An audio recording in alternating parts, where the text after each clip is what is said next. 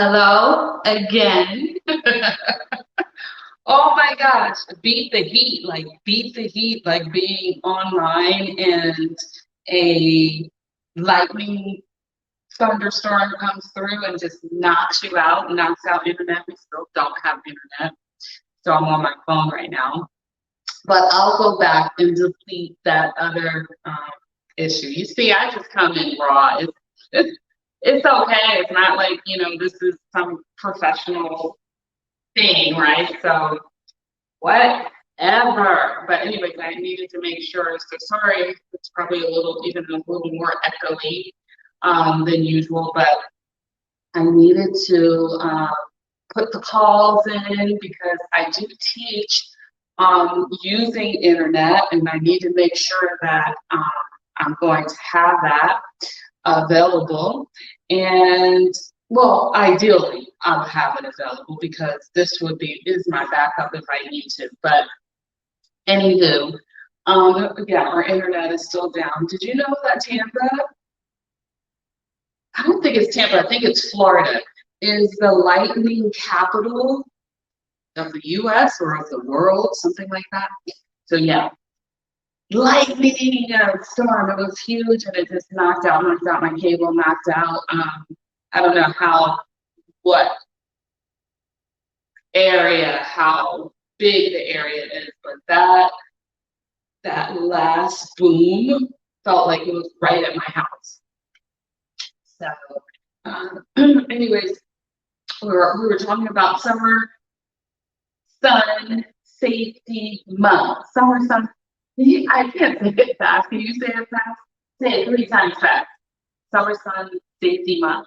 Summer sun safety. Summer sun safety. Yeah, I can't do it.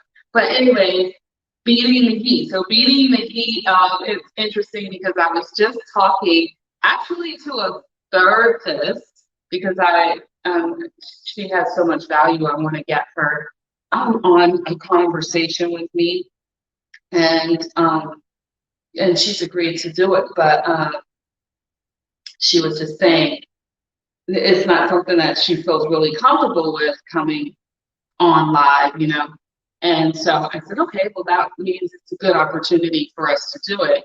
And then right after having that conversation, I'm like, okay, these are one of the things, things that can go wrong. But I always encourage you every week almost to just push through. Things happen. Stuff happens, and we just push through it. So here we are, an example of pushing through, and that always, always, always happens. I find that as a coach, as a teacher, we're if we're encouraging others to do something, then we're going to be challenged to walk that walk, right? Always. So usually whatever I'm talking about, I'm going through it, or I've been through it, I'm experiencing it. So this is one because I know a lot of you are going through whatever you are going through something. I mean, it's always something. You're either coming out of a storm, you're going into a storm, right? Or you are in the storm right now. So that's just c'est la vie. It's life, right? All right, so beating the heat. This month, August, is summer sun safety. And any instructor, coach, so you don't, of course, and others, paramedics and medical providers, but even us instructors, we have to have our CPR, and as part of that, you learn a little bit about summer safety. And then just by the fact that I've lived in Tampa for years and years, I first moved here in 1988. God, that seems like so long ago, when I was a young, innocent bride and had married Kevin, and then we came here. And then we left in 92, but we came back. So we left in 94. And then we came back like 6 years later. So since 2000, I've been here. So it's always hot here, especially in the summer, but also in the Northeast, it's hot as well. And, you know, we need sun. So we want to have sun. We need vitamin D. A lot of you don't have enough vitamin D, in fact. And a way that you get it naturally is being in the sun, but you can't have too much sun exposure because you can have heat-related illnesses, even death. And between May and September are the hottest months of the year. And one of the things I was saying before the thunderstorm came that is interesting is I looked back at the history of like Jersey and Tampa, Florida, Jersey, because that's where I'm from. And we grew up, anybody my age or older grew up, if you grew up north, then, and if you're older, even here in Florida, who could imagine, you grew up without air conditioning. I mean, we did not have, not unless you were wealthy, I guess, but we opened windows, we had fans. Even at my mom's house, I was sharing, my mom still lives in the house she grew up in, my grandma's house, and that house did not have air conditioning, I promise you not. It must have been 2005 maybe when Poppy put air conditioning, he's so awesome, he central air conditioning throughout that house. Now, growing up, we did start to get units in a room. You had, you know, an air conditioning unit in a window, but it was just hot. And I looked up how hot it was in the 50s. I wasn't born yet, but I was born early 60s.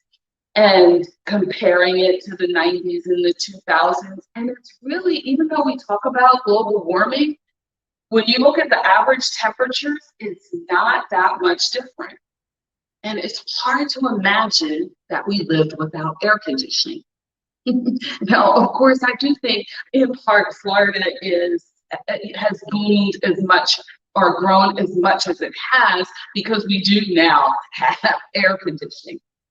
So who is anyone that is outdoors a lot, does outdoor events, and we're doing a lot of that now, you know, in the parks, and does a lot of outdoor sporting things and exercise. So they are, of course, more susceptible to heat exertion. So now heat exertion it basically is when you're unable to, your body's unable to cool off, right? And you sweat to help you cool off. But you'll have heat stress. First, it's heat stress because there's like different degrees. So you'll have heat stress and you'll just start to sweat profusely, and maybe you'll have muscle pain or cramping with that. Now, if it gets worse, you can have heat exhaustion or, God forbid, a stroke. Your body will get clammy, you know, it could get clammy with the other symptoms too. And you can have muscle cramps. You could have vomiting or passing out.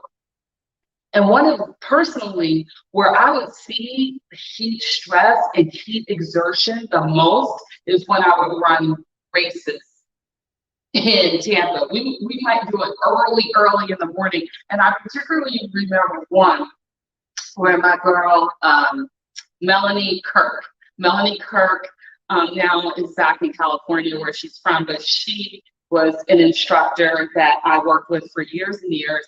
And she was always a fast runner. I mean, her legs would barely look like they're barely moving, but you would see her, if you live in Tampa, you might see her on Sheldon and all over the place because she was just country way. She was just always a good, strong runner. And some days she would be kind, or a few times she was kind enough to, you know, just kind of stick with me while I was doing my running. But one event in particular, and I can't remember, I'll have to ask her. Her birthday was yesterday, in fact. But I'm gonna tag her on this because she's gonna have to clarify for me. We were in, it was either it was either a 15K or a half marathon, because I know it wasn't, I only did one marathon. I don't know how many she's done, but I've only done one. But it wasn't that. It was either a 15K, which is 10 miles, or a half, which is 13 miles. All right. And so Melanie, she takes off. I don't try to take off really fast. And these, a lot of the bigger races, they call them races, but only certain people are racing. The rest of us are surviving. They take off, and I'm going, my pace, and Mel, goes past me. But hi, Mel, how you doing? Because you get up really early for these races, so it's not super, super hot, and they go, for a couple hours if you're doing a half. So and this is downtown. So we're, sorry if I don't see you. I wish I could, but I'm on my phone. Oops, take that off. So I'm on my phone, so I don't have to see. I don't think I have to see. Maybe send me a comment and I'll see if I can see it. So we're downtown Tampa. We get to Bayshore, and off in the distance, in front of me, I don't know, a good mile probably, I see that somebody is down, right? And so God forbid, we take courses, CPR, we do our training and stuff. And so there's other people going past as well, right? But I see as I'm getting closer, somebody's down. I see, maybe it was a half a mile, because it didn't take me, I was up on the scene pretty quickly. I didn't see the person go down, but it could have been a mile. I could see in the distance, and I saw someone down with the person that was down. And they were down, you knew, either heat exertion or, something going on, God forbid, heart related. Melanie had stopped to care for this guy. And I'm like, you need something? She said, no, I got it. Go on, keep going. She goes, and she says, so I keep going in my race. Don't you know the girl took care of the guy until there's always these races and professional ones. There's always paramedics and medical assistants that are nearby. So she waits with the guy until he is properly cared for. She starts her race again. Before I got to the finish line, I promise you not, Melanie passed me.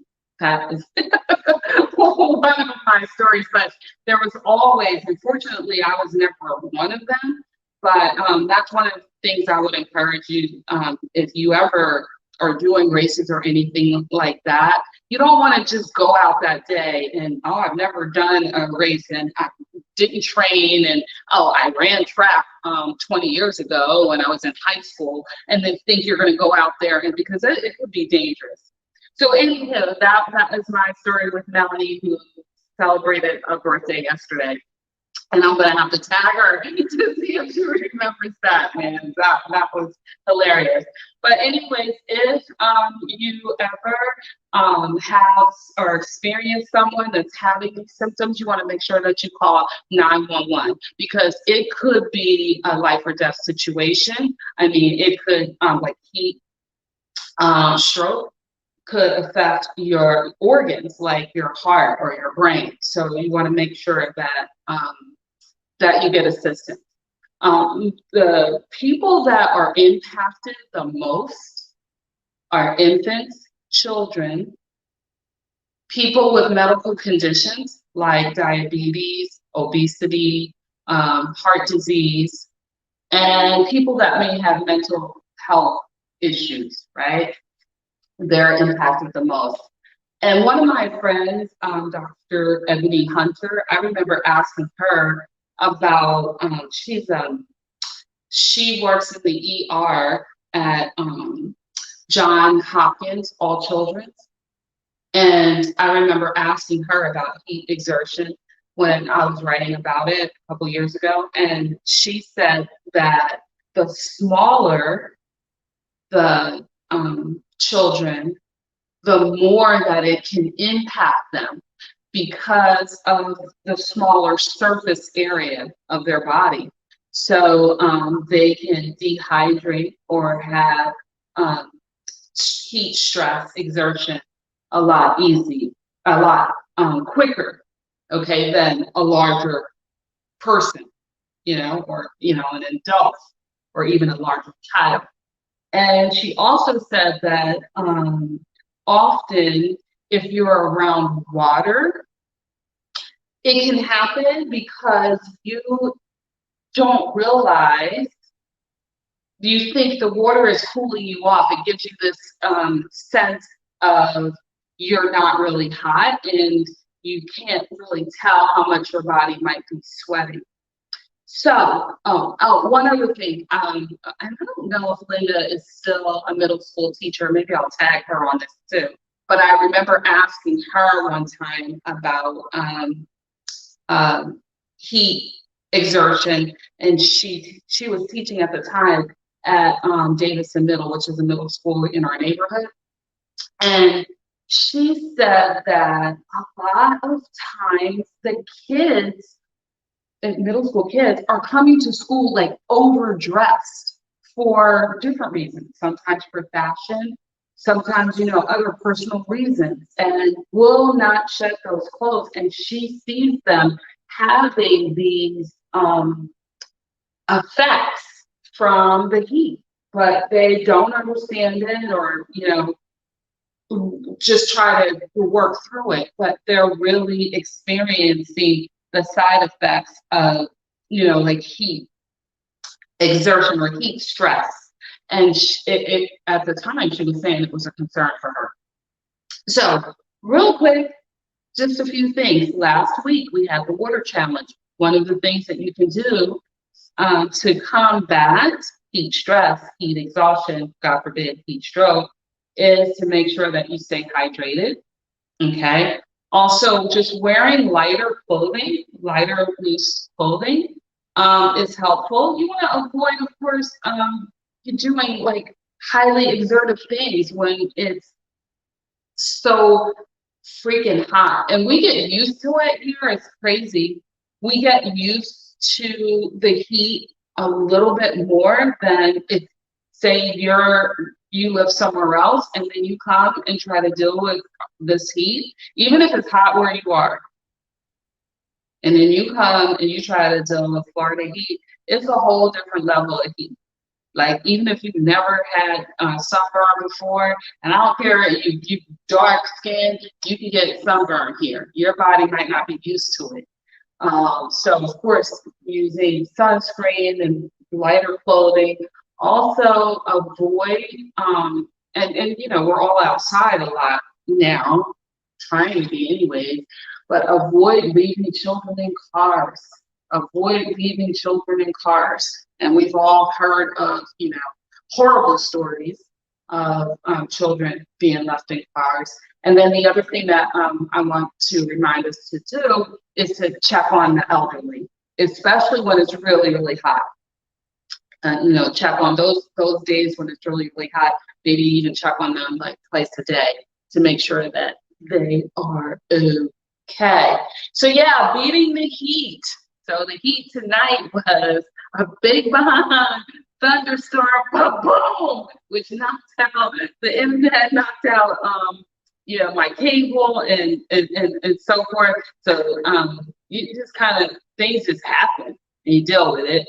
So that's beating that heat. I don't know if it's really beating the heat, just trying to be cool, calm, and collective and collected, and knowing it's not a whole lot you can do about it, it's all good, right? So happens. And then the other thing is, of course, when it comes to the sun, and this being a month of summer sun, this is summer sun safety. I still can't say it. It's summer sun safety month. So I just wanted to share a couple of things that you can do: drinking water, having lighter clothing, Making sure that you're not doing like really heavy activity outside, checking on our elderly and not leaving kids or pets in the car because it's too hot. All right, so that is my radiant wrap for tonight. And I'll go back in and just erase that other piece where the lightning came boom boom and knocked me off air. But I want to look at it first before I do because it might make for a good blooper. Listen, I love you. There's nothing, nada that you can do about it. You, my friend, have greatness inside of you. I believe in you. Come on, let's go. Let's do it. Drink your water. Stay healthy. Bye for now.